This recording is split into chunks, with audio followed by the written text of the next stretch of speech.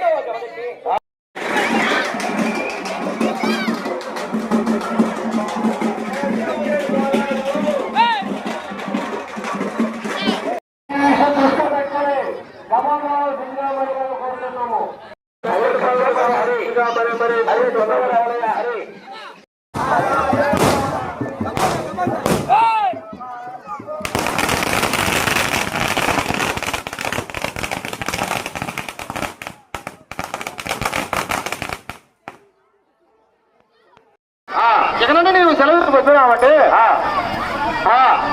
5 మంది కొడుకులు ఇచ్చినావు. గోత్రాల బాడులు ఒక కుమార్తె కావాలయ్యా ప్రాణేశ్వరుడు. అయితే ఈ శివుడు మహాబలేశ్వరుడు ఈ సాధన శుభ్రంగా కలిగి రెండోసారిగా మొదలు చేపిస్తున్నాడన్న.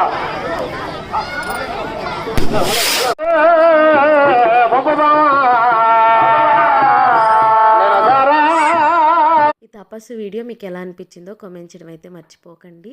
ఇంకా నెక్స్ట్ అయితే పార్ట్ 4 వీడియో వస్తుంది, చూస్తూ ఉండండి. ఈ వీడియో మీకు నచ్చినట్లయితే please do like, share, comment and subscribe to my channel.